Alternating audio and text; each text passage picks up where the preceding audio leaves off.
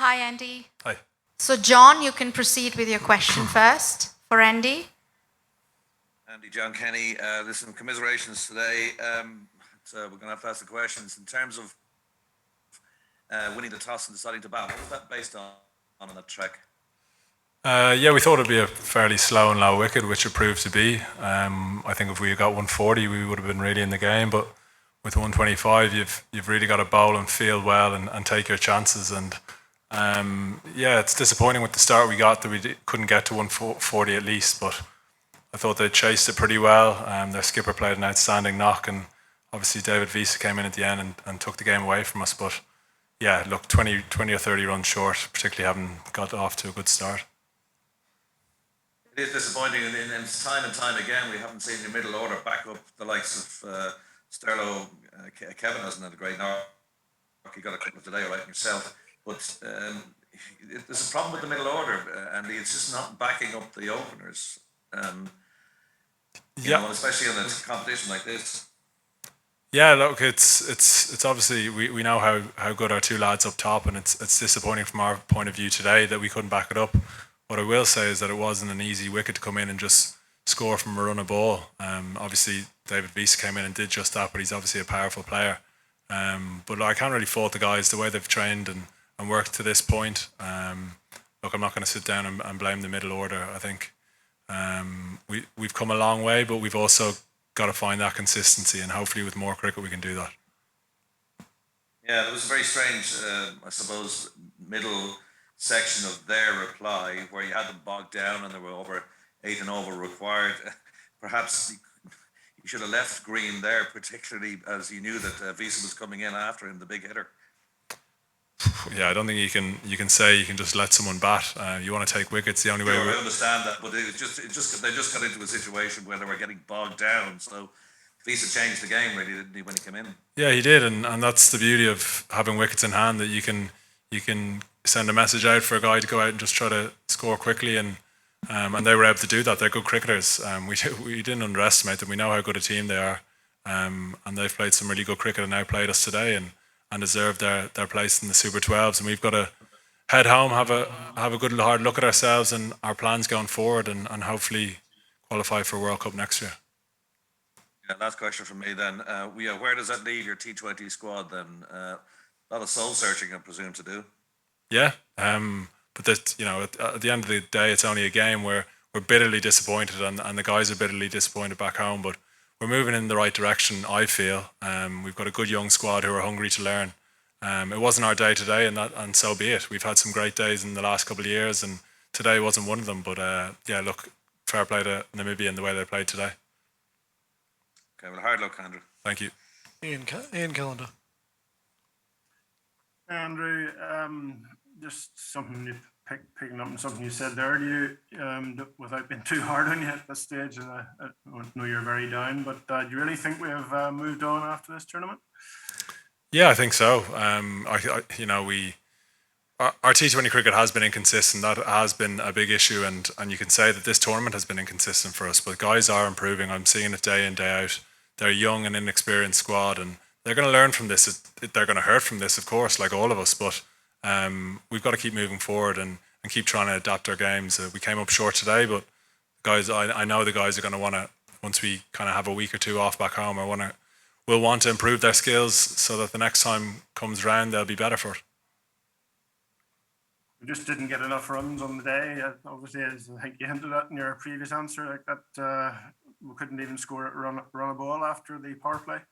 Yeah, that's going to be the area where we probably lost the game, and you know, my innings didn't help proceedings. I found it really tough out there and couldn't really get going. They bowled well. They bowled at the stumps and made it hard for us to score.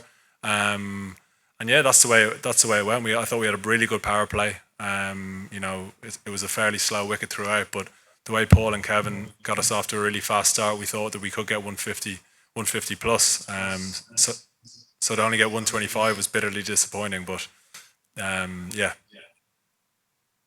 That's what I say. We haven't really learnt too much from the T20. The non-review against Erasmus, I presume you heard that that would have been out. Did Mark think he had hit the ball? Yeah, there was a couple of conversations had, and yeah, I didn't go for it, and that's the way it goes. I did have a good look at it after the 15 seconds on the big screen and saw that it would have been out, but that happens, and that's obviously a mistake, but that's down to me and my decision making at that moment. We've had some DRS decisions go our way in the past, and that wasn't one of them. But yeah, it's a shame Mark pulled up with that injury. He's been such an impressive bowler for us in this tournament and in T20 International. So yeah, missed the trick there. That certainly didn't help him going off. And finally, Sterlo, he didn't come back on the field, did he? Has he had a problem as well? Yeah, I think he may. I'm not exactly sure. There was a plaster on his finger, but I haven't really spoken to him since I've come off. So yeah, it was tough losing him as well. He's obviously someone I talk to a lot during the innings, and yeah, I just hope the two of them are okay. But I don't know exactly what's wrong with them at this moment. Okay, now we'll have to qualify for the next tournament, obviously. Yeah. The next stumbling block. Yeah, we were fully aware of the cherry at the end of this game to qualify for the next phase, but also to qualify for the next World Cup. That's not to be. We're going to have to go to a qualifying tournament for the next qualifier. So that'll give us more experience under our belt. We don't exactly know where it is, I don't think, but yeah, that's the way we've got to do it, and we'll get our heads down when the time comes around. Thanks, Ian. Thanks, Ian. Matt? Hi, Andy. Could you just talk a little bit about the batting approach? Obviously, I think we've seen in IPL, the team that wins the power play has won most games here. Was that sort of something on your mind going into it? Yeah, I think so, and I think it was definitely a new ball sort of wicket. It came on a bit nicer than maybe the middle overs. Paul and Kevin have usually got us off to pretty good starts, but that was certainly, I think, our best power play in a few games. So that's the disappointing thing, is we were ahead of the 8 ball and we managed to not counter on that and make a productive score from it. But that's the way it goes, and the middle order, including myself, need to go away and work on ways to score on wickets that are difficult. And could conditions a bit more generally in terms of how tough it was to score even sort of 1s and 2s out there look really hard work?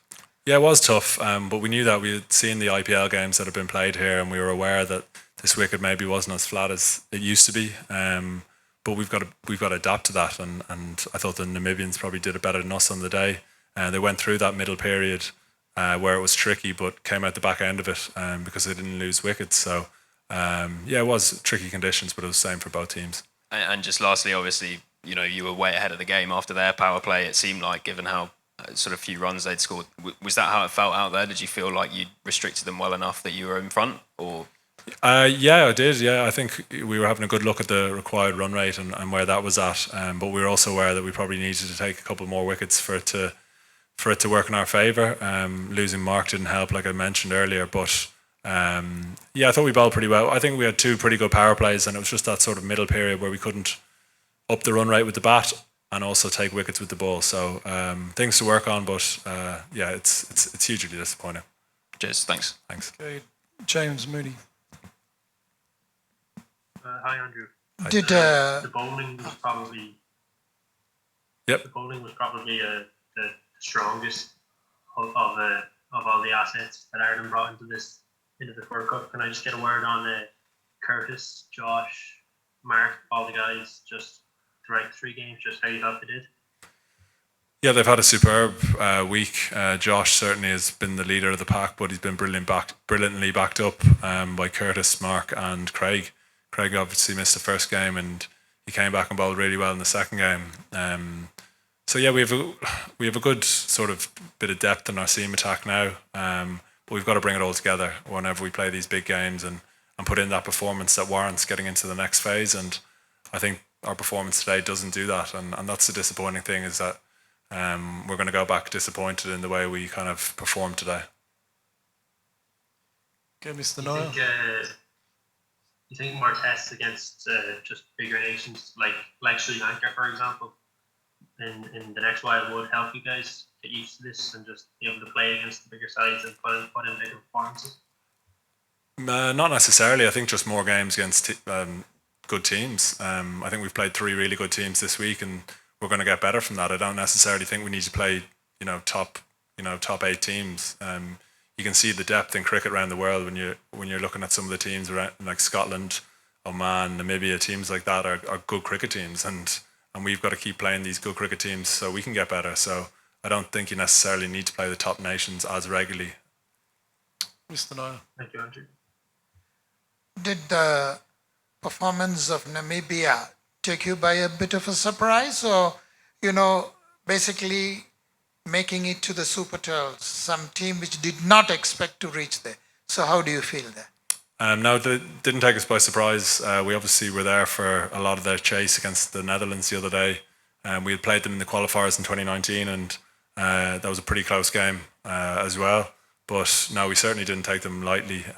Like I said earlier, we just didn't put in a performance that warranted winning a game of cricket, and we've got to live with that, and that's fine, and we'll move on. But I think it's going to be a tough sort of 24 hours to sit back and look back on what we could have done and maybe should have done. But yeah. The last question. Hi.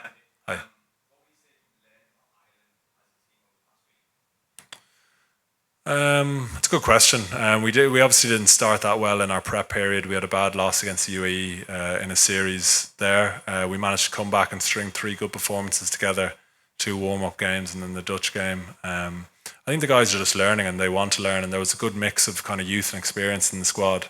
But at the end of the day, if you're not getting the results, we've got to look at ourselves and see where we can get those results in a better place. So I think it's been a really important tour for a lot of the young guys in that squad. But like I said, the chance for them to maybe go out and play the big boys next week would have been a chance in a lifetime. So it's a shame that won't be happening. But this time next year, hopefully we'll be doing that. What's next going forward? You think you're still the right man? As far as I'm aware, I think we have a trip to the Caribbean in January for 50 over cricket. But before that, I'm not too sure. So a bit of time off, maybe put the cricket bag away for a couple of weeks and spend some family time, and I might watch a few of the games. But certainly it'll be a tough couple of weeks. But we got to stick in this together. It's a bad night for us tonight, but we move on and we go to the next challenge. Thanks, Dan. Thank you.